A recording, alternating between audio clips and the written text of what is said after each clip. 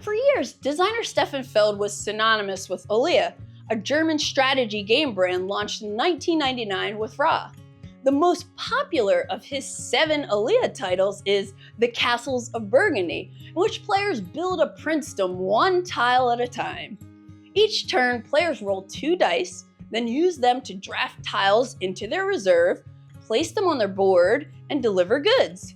This design is an ideal example of a point salad game in which you want to make as much as you can out of each tiny action so that you can fill areas on your board, acquire goods, gain coins, take bonus actions, and grab bonus buildings that work with your strategy.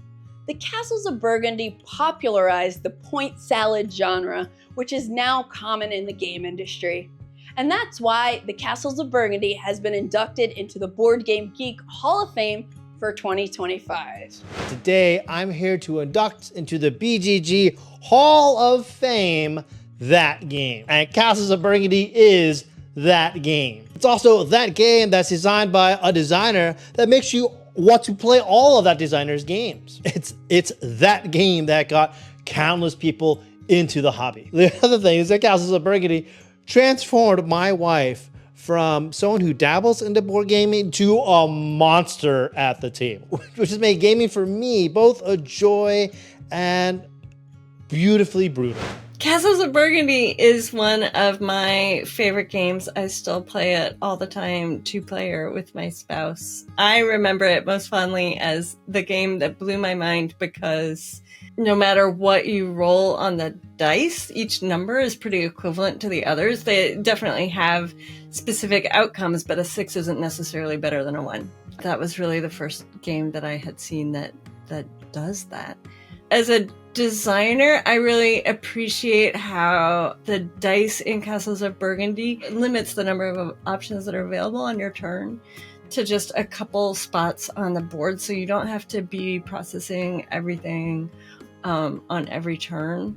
And I think that that's actually just a really nice way to reduce the cognitive load, as we call it.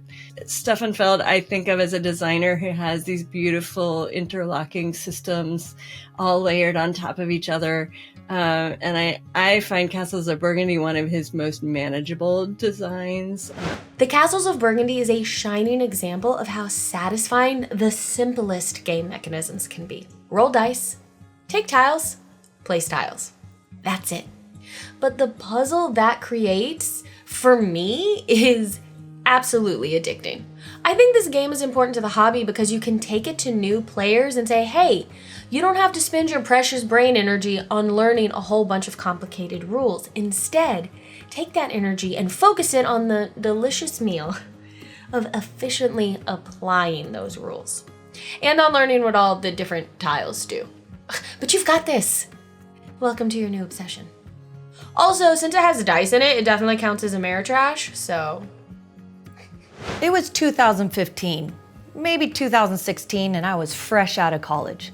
My friend invited me over for a board game, and it was called the Castles of Burgundy. There was a lot of beige on the table. I mean, there was some dice. They had 6 sides. I mean, that was something, but I didn't know anything about board games. But because of that evening, I fell in love with board games. Throughout the following years, the Castles of Burgundy remained on my top 9 most played games and favorite board games of all time. In 2019, they came out with a new edition, and in 2022, they came out with this edition. I upgraded and got everything I could for it. I've been able to teach this game to so many people, new and experienced board gamers. This game is so approachable, and it shows you how to use strategy to not only have fun, but also claim a win. The BGG Hall of Fame should have a ranking, and this one should be number 1. The Castles of Burgundy erupted into the board game scene in 2011, being a huge hit from Stefan Feld.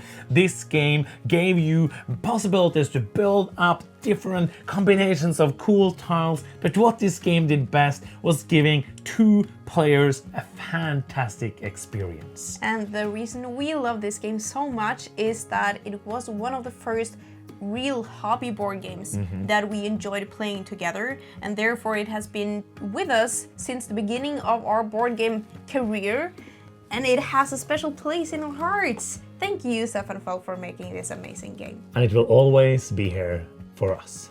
I feel like the Castles of Burgundy really changed the game with tile placement. Stefan Feld took that tile placement mechanism and brought it into more of a Euro style game. Every single time you're placing one of these tiles, you are getting victory points in different ways, or pretty much every time you're placing down a tile. I will say right now that the Castles of Burgundy is currently my favorite game of all time and has really made quite the impact on the board game hobby. The Castles of Burgundy is my favourite game of all time. But what is it about the Castles of Burgundy that makes it so special? I wish I knew, because I would make a game and sell it to lots of people.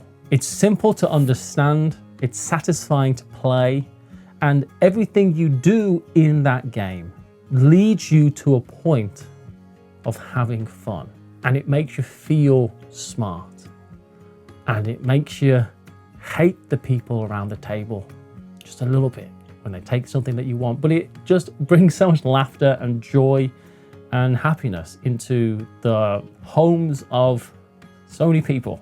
And certainly for me, I can't ever see the Castle of Burgundy leaving my #1 spot. There's just perfection in that box. Thank you to all of the contributors who helped make this video, and thank you for joining us in celebrating these incredible games and designers who have shaped the hobby we love. For more details and to explore even more amazing games, visit BoardGameGeek.com.